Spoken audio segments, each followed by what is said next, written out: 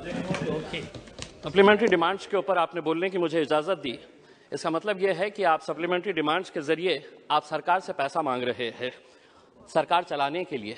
मैं एक सवाल संसद से मांग रहे हैं। मैं एक सवाल फाइनेंस मिनिस्टर साहब से करना चाहता हूं। क्या इस देश के अंदर गरीबों के लिए, मिडिल क्लास के लिए और धन्ना सेठों के लिए अलग अलग कानून है? मैं आपको बताना चाहता हूं, अगर इम्तियाज जलील 50 लाख रुपए का अगर लोन लेता है और वो लोन डिफॉल्ट करता है तो बैंकों को ये इख्तियार है कि मेरा नाम, मेरे गारंटर का नाम, मैं जो प्रॉपर्टी मॉर्गेज कर रहा हूं उसका एडवर्टाइजमेंट अखबार के जरिए वो देकर मेरी प्रॉपर्टी सीज करते हैं और मुझे बदनाम करते हैं मैं 50 लाख रुपए का लोन लिया हूं। लेकिन अगर किसी ने 5,000 करोड़ रुपए का लोन लिया है, किसी ने 50,000 करोड़ रुपए का लोन लिया है, जिसको आप बड़ी आसानी के साथ हर रोज माफ करते जा रहे हैं, पिछले 4 सालों के अंदर आपने कितना पैसा राइट ऑफ किया है? और ये मैं नहीं बता रहा हूं अध्यक्ष महोदय, ये जवाब कल फाइनेंस मिनिस्टर ने क्वेश्चन आवर के अंदर बताया है। तो सुनिए, उसके अंदर पिछले 4 साल के अंदर कितना पैसा 8,48,186 करोड़ रुपीस का लोन राइट ऑफ किया गया है। और जब हम इनसे पूछ रहे हैं कि किसका पैसा ये आपने राइट ऑफ किए हैं, तो जवाब सुनिएगा अध्यक्ष महोदय, आपको भी हैरानी होगी जो जवाब फाइनेंस मिनिस्टर मैडम ने दिए हैं। उसमें लिखा है, RBI has informed that under the provisions of section 45E of the Reserve Bank of India Act 1934, RBI is prohibited from disclosing borrower-wise credit information. RBI ये आपको कह रहा है कि हम आपको डिटेल नहीं दे सकते हैं कि कौन बड़े धन्ना सेठों ने पैसा लिया है, ये देश को आप नहीं बताएंगे। आखिर ये पैसा 8,48,186 करोड़ रुपीस आपने राइट ऑफ किए हैं। इसका जवाब आप दीजिएगा कि मेरे लिए कानून अलग कैसा हो सकता है और जिन्होंने धन्ना सेठों ने पैसा लेकर कोई लंदन भाग गया है, कोई सिंगापुर भाग गया है, उनका नाम भी आरबीआई नहीं बताएगी हमारे को। दूसरा ये है कि मैं अभी सुन रहा था जगदम्बिका पाल साहब को। पाल साहब सुनिए, आप किसानों के बारे में कह रहे थे। मैं जिस क्षेत्र से आता हूं, देश का एक छोटा सा एक शहर है, उस क्षेत्र के अंदर महाराष्ट्र के अंदर मराठवाड़ा एक छोटा सा क्षेत्र है। उस क्षेत्र के अंदर जनवरी से लेकर नवंबर 2022 तक महज 11 महीनों के अंदर 940 किसानों ने आत्महत्या की है।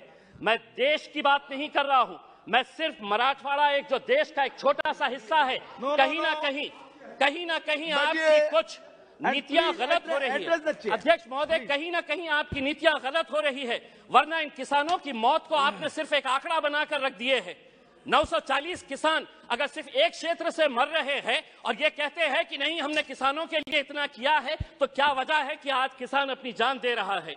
आप ये कहते हैं कि प्रधानमंत्री उज्ज्वला गैस स्कीम के अंडर में आपने 10 करोड़ लोगों को दे दिए हैं। आप ये आंकड़ा बताइए, कितने ऐसे गरीब लोग जो पहले हम भी मानते हैं, हम भी खुश हुए थे, हमने भी स्वागत किए थे कि ये लोग जब अलग अलग तरीके से गैस की जगह पहले लकड़ी के ऊपर, कोयले के ऊपर है तो अपना खाना बनाते थे, आपने गैस दिए, लेकिन कितने लोग अब दोबारा रिफिल करने के लिए जाते हैं? क्या यह सच्चाई नहीं है कि पिछले 7 सालों के अंदर, 7 साल पहले गैस के सिलेंडर का रेट 450 रुपये था, आज आपने उसको 1,080 रुपये किए हैं और ये उम्मीद कर रहे हैं कि आप जितना पैसा एडवर्टाइजमेंट के ऊपर लगा रहे हैं कि प्रधानमंत्री उज्ज्वला योजना के ऊपर, वही पैसा अगर आप दे देंगे तो शायद इन गरीबों को फायदा होगा।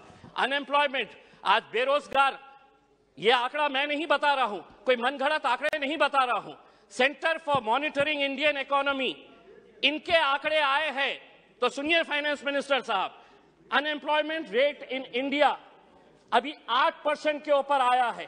3 महीने का सबसे ज्यादा का आंकड़ा जो है वो अभी आया है। अध्यक्ष महोदय, हो सकता है आपके पास भी एक EPS 95 की एक स्कीम है।